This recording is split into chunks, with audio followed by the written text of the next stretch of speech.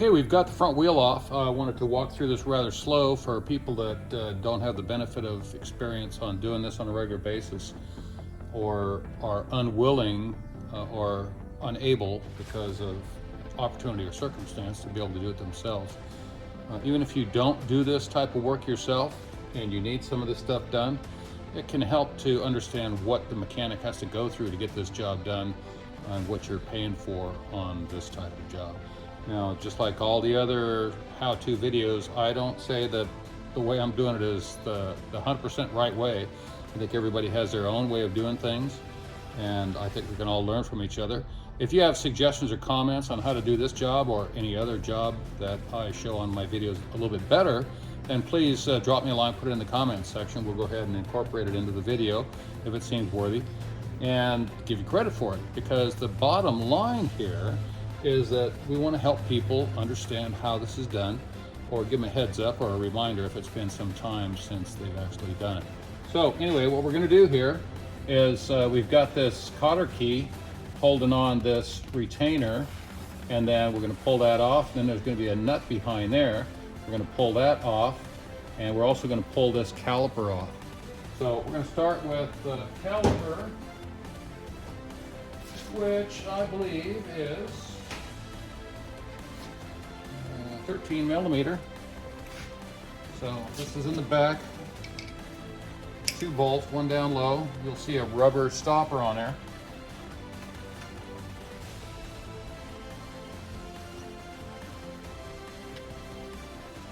Get it loose on the top and the bottom.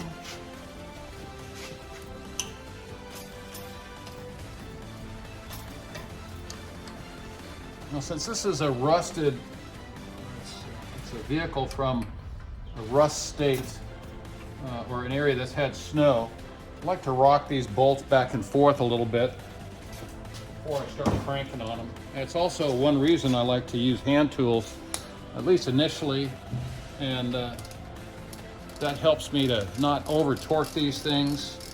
If I'm taking them off and I've got a good impact, it can bust off bolts. Also like to feel that thread as it's coming on and off.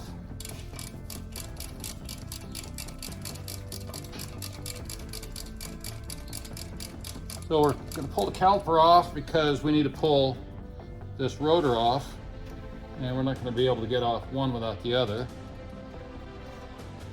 So here are the 2 bolts. It's a good idea to make sure that these are nice and clean. You can hit them with a wire wheel or a steel brush, a wire brush, something like that, just to make sure that there's not a lot of crud on there. And then hit them with some anti-seize, which is relatively inexpensive.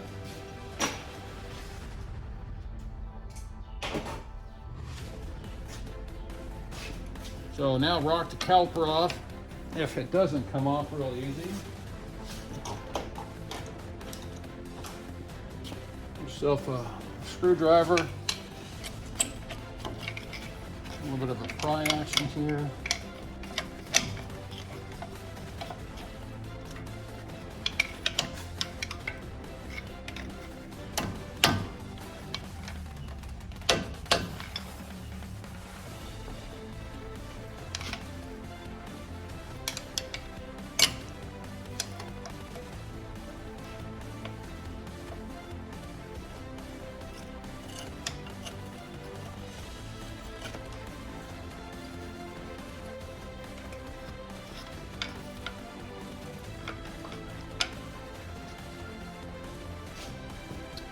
All right, so that's not coming off as quick and easy as I would prefer. And instead of cutting the tape and making it just seem like it comes off real nice and easy, I'm just going to keep the tape rolling and work with it.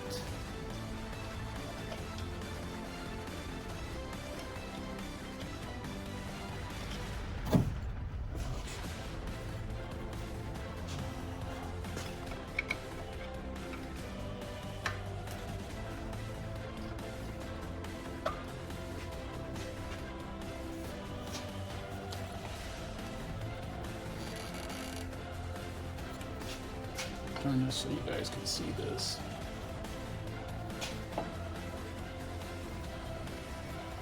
Looks like this inboard pad is hanging up a little bit.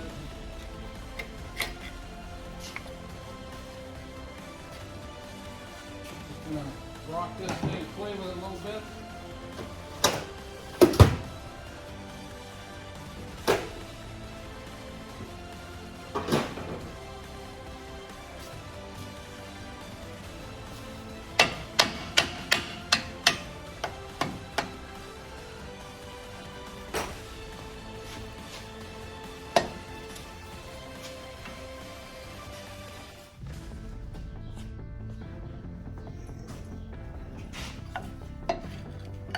Go. So a lot of videos I see, they have cut it when there's an issue. This took a fair amount of time to get this off, but I'm sure you guys are going to run into the same issue. So the main thing, as long as you don't force it. Anyway, once you've got this out, we want to hang this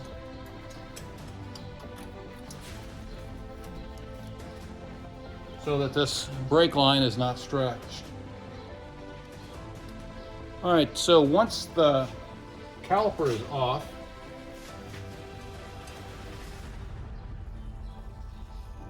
and by the way, the only reason that we're able to turn this is that we have the key into the first position so that it does not block the steering column. That's best to do before you start trying to rock this back and forth, because you will need to move this back some. Anyway, once the caliper is off, the rotor comes off easy.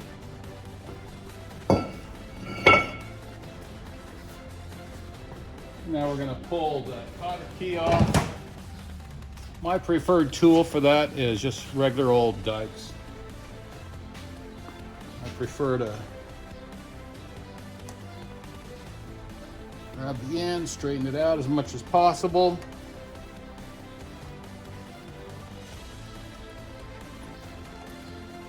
Squeeze it together as much as you can and grab the rounded end. Turn if you can, and then lever that thing out.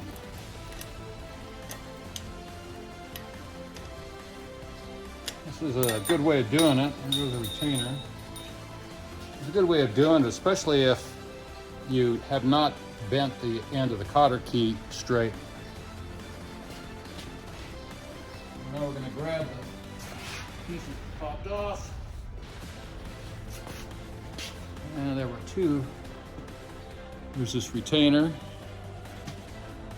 holds that cotter key in a certain position, keeps the nut from turning. And then behind that is this little wave washer to put a little pressure on that retainer. Boink.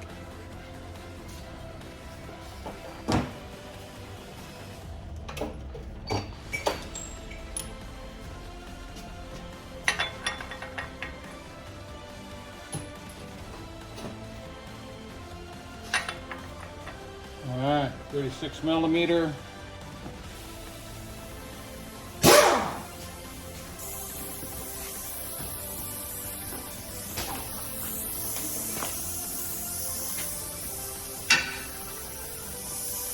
So if you don't have an impact gun, it's going to be very difficult to get this nut off while keeping this from turning. So you may put a big bar on there.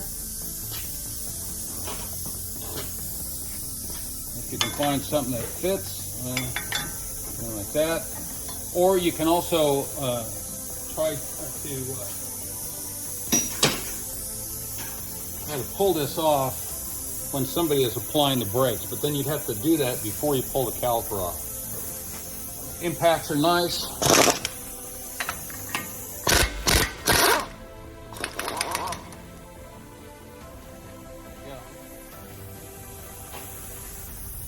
Turn off that there, please. All right. We have a little washer in here.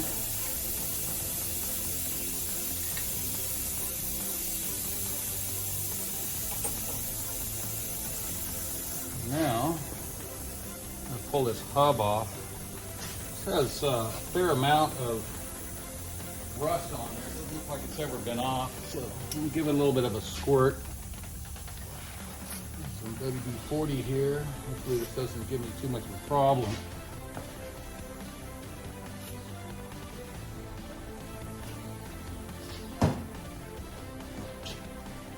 This is 14 millimeter. There's three bolts that you have to take off from the back. One here, and one there. So this has got to be a 12-point socket. Because it's a 12-point unit.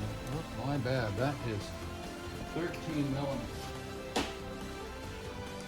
Okay, we've got our 13 millimeter. We had to go to the half drive since our 3/8 drive somewhere walked off. Breaker bar. This doesn't want to fit on there all the way real easy, so we're going to rock it back and forth until it feels good.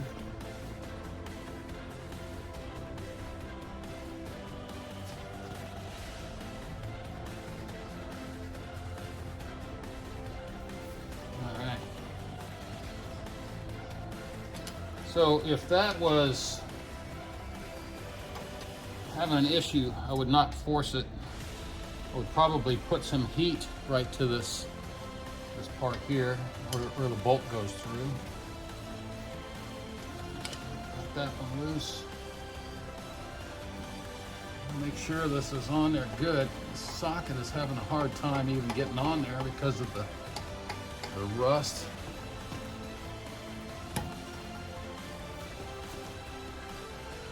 Ooh, yeah, that sounds good.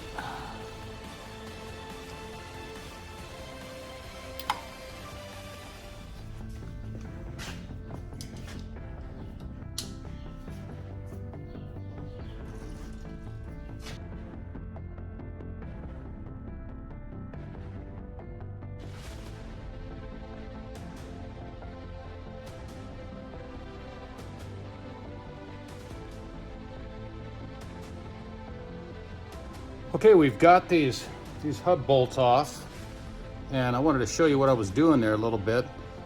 You can see this powdered dry section here. This is where it was actually contacting the hub for the most part.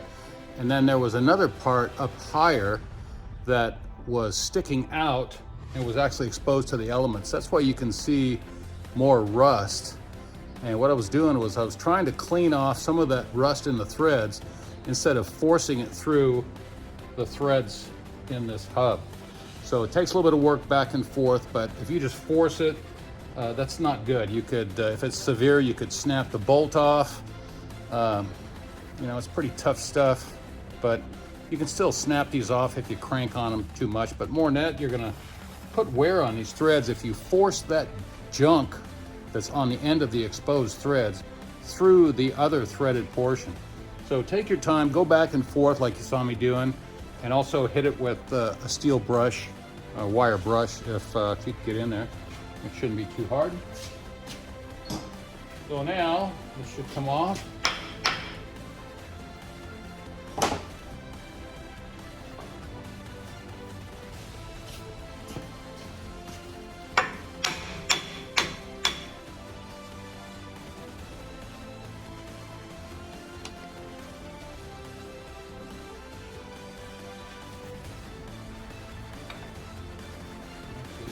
Start hitting on that.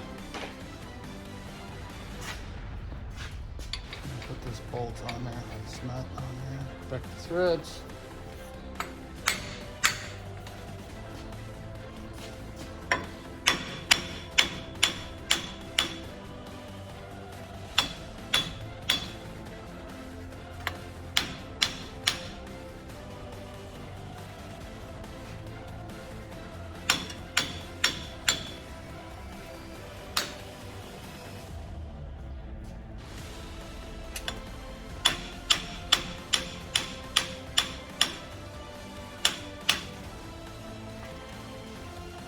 Again, we want to show you how this comes off, how many times I hit it, that kind of stuff. Some of the videos I've seen, they just cut the film and the thing just pops off. Well, that's not reality.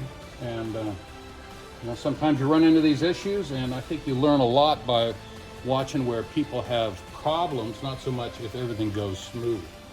So anyway, we gave a little hit to the drive shaft and the hub, and now this comes off. So this is the dust shield and the hub with the studs on there. Now if you notice, this has a seal in there, and we are not going to mess with that right now. So other than that, should be able to pull that shaft out.